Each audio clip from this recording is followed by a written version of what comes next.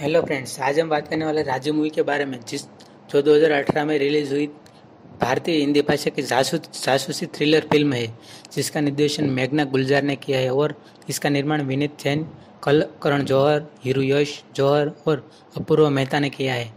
1971 में बांग्लादेशी स्वतंत्रता संग्राम से पहले हिदायत खान एक भारतीय खुफिया एजेंट है जो पाकिस्तानी सेना का मुखबिर बनकर पेश आता है। पाकिस्तान को रहस्यों का व्यापार करने वाले एक भारतीय गद्दार के रूप में पेश होकर वह पाकिस्तानी सेना के ब्रिगेडियर परवेज सैयद के साथ दोस्ती करता है और भारत के खिलाफ योजनाबद्ध ऑपरेशन के बारे में सतर्क हो जाता है, इस डर से कि वह अपने फेफड़ों के कैंसर के कारण के आगे के विवरणों को उजागर करने के लिए लंबे समय तक जीवित नहीं रहेगा।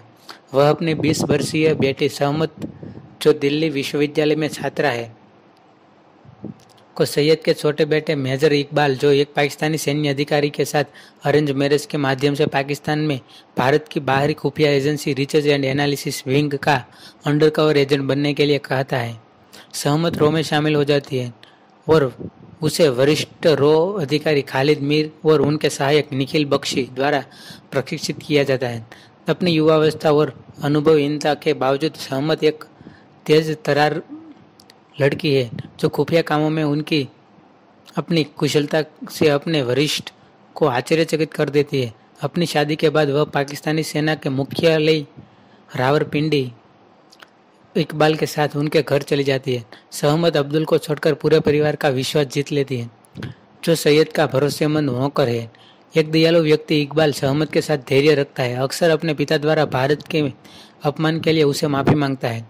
उनके बीच भावनाएं विकसित होती है जो उनकी शादी को पूरा करती है और वे अंतरंग होने लगते हैं। अपनी भावनाओं के बावजूद सहमत अपने मिशन के प्रति सच्ची रहती है और भारत में अपने संचालकों के साथ संचार चैनल स्थापित करती है, जानकारी प्रसारित करती है। ब्रिगेडियर सैयद को मेजर जनरल के पद पर पदोन्नत किया जाता है, जिसके परिणाम स्वरूप महत्वपूर्ण दस्तावेज और उनके रक्षा बलों के सदस्य उनके घर से गुजरते हैं। सहमत भारत के खिलाफ एक आक्रामक हमले की योजना के बारे में जानकारी देते हैं, जो बंगाल की खाड़ी की तैनात भारतीय विमानवाहक पोत INS विक्रांत पर एक पाकिस्तानी पनडुब्बी द्वारा योजनाबद्ध हमले की ओर इशारा करती है। अब्दुल बाथरूम में सहमत के संचार उपकरणों को खोजता है और उसे पता चलता है कि वह एक भारतीय जासूस है। वह सैयद को बताने के लिए दौड़ता है, जिससे सहमत को सेना की जीप से उसे कुचलने के लिए मजबूर होना पड़ता है, जिससे उस पर भारी भावनात्मक असर पड़ता है। अब्दुल मरने से पहले अस्पताल में सहमत का नाम बताता है और इकबाल का बड़ा भाई महबूब जांच शुरू करता है, इससे पहले कि वह पाकिस्तान की आंतरिक सुरक्षा एजेंसी ISI को अपनी जानकारी दे सके। सहमत अनिच्छा से उसे जहर का इंजेक्शन देकर मार देती है, यह महसूस करते हुए कि उसका भेद खुलने वाला है। मीर भेष बदलकर उससे मिलने जाता है और उसे पाकिस्तान से भागने की योजना बताता है।